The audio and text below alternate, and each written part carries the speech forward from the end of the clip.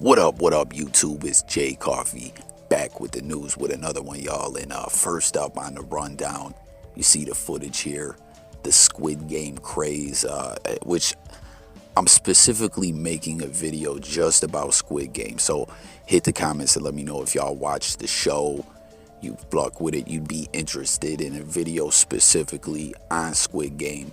I always say Squid Games, but it's Squid Game. You know what I mean? Singular, not plural. There's another guy out there, like, when I just did that, it reminded me of him. You know, y'all know who I'm talking about. Every time he makes a video, he turns plurals to singulars, singulars to plurals, and other words he just cannot simply pronounce. You know what I mean? But anyways, back to what we're talking about here. Somewhere, I don't know where the fuck this is. I didn't look it up. But it may be a theme park or something. They've set up a real life Squid Game, you know, where you can reenact the games from the hit Korean show. And you see in this part here that's filmed, they're doing the like jumping on the glass one or whatever. And everyone makes it except for this one girl falls to her symbolic death. You know, obviously they ain't really dying here, but if anyone out there knows where this is at, as I was just too lazy to really look it up, jump in and comment. This is pretty cool though. But yeah, Squid Game video coming soon. Next up, man, some NFL news and some interesting news right here. So over this previous week in NFL football, Tom Brady made more football history. I commented on this in a video that I did the other day.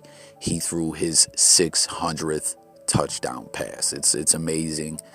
You know, I always got to put it out there, as much as like as a Buffalo Bills sports fan that I dislike Tom Brady, I still got to give the man his props. He's the GOAT and all that.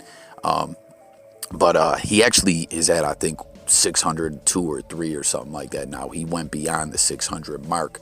But this was the historical milestone catch. You see Mike Evans catches the ball, and in the midst of his celebration and everything, he forgets it's the 600th touchdown pass and gives the ball off to a fan. And at the tail end of this footage, it's funny, you'll see someone from the Buccaneers coaching staff or training staff or whatever go over to the fan and say, yo, you got to come up off that ball, my man. We need that back. That's got to go on Tom's trophy shelf or trophy wing or whatever he has in his mansion, wherever the fuck he lives. You know what I mean? And it's funny. It would have been wild, right? What if the dude was like, nah, I'm keeping this? I wonder if they would have sent the goon squad up in there to retrieve that football. But he ended up giving it back. It was a guy named, what's his name? Byron Kennedy. And the Buccaneers organization looked out for him. This is what's being reported. Bucks are giving Byron Kennedy the following for the number 600 TD football: 2 signed jerseys and a helmet from Brady, a signed Mike Evans jersey and his game cleats, a 1,000 credit at our team store, and 2 season passes for the remainder of the season as well as next season. So they're handsomely rewarding him for this, but all in all, we all got to know this guy would have made out a lot better if he held on to that ball.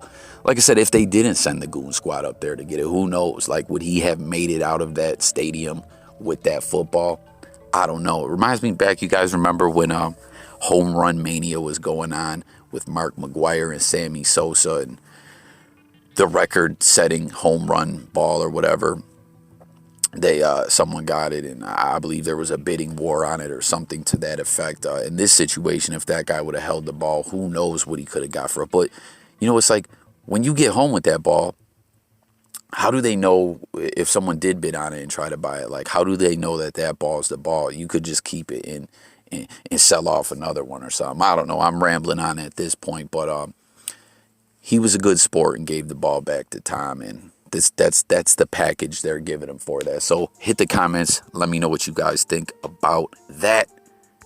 And then last up on the news, some very big news, man. BillsMafia, very loyal fans. We love our team.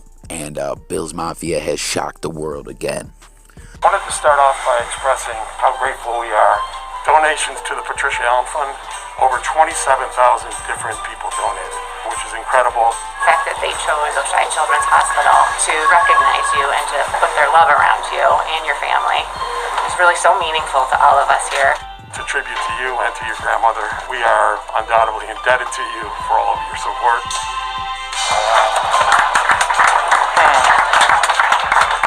So honored and proud to be memorializing her with this wing. It's such a surreal moment. I just want to give a round of applause to each and every single one of you guys that works here. I'm so grateful to have this honor and to have my grandmother memorialized like this. I'm so indebted to this great community in this city of Buffalo. We can't thank you guys enough for allowing us to be a part of this. So you hear that little clip there. Josh Allen, his grandmother passed away last November. You know, he went out there and played. You know, he basically said grandma wouldn't have had it any other way.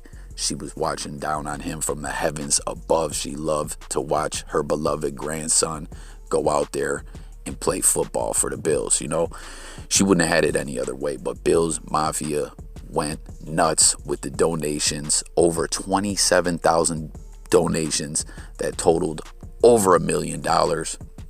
And this ended up being used to build that wing in the pediatric hospital, and it's named after, you know, Patricia Allen, Josh Allen's grandma.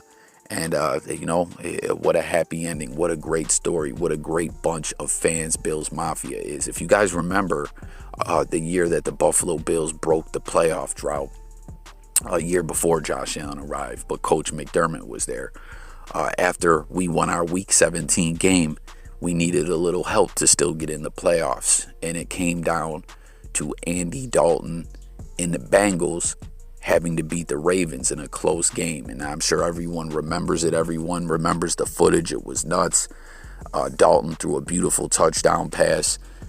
They had the cameras live in the Bills locker room where all of the Buffalo Bills went nuts. Kyle Williams, my bad.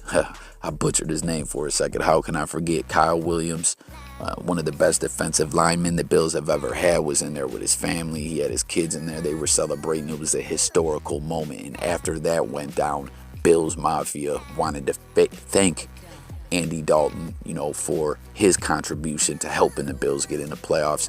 It went nuts with the donations as well then, you know, and they donated to a charity that Dalton supported. And the following year, we played them in preseason in Buffalo. And when Dalton came, you know, he let it be known like how much love he had for BillsMafia for doing that. And we done it again, you know, built a whole hospital wing in honor of Josh Allen's grandma. I think that's dope. Y'all tap in. Let me know what you guys think in the comments. Make sure to sub to the channel. Hit that notification bell. New content dropping every day. Music, news, sports, current events, life, and much more, guys. And I'm out of here. Peace.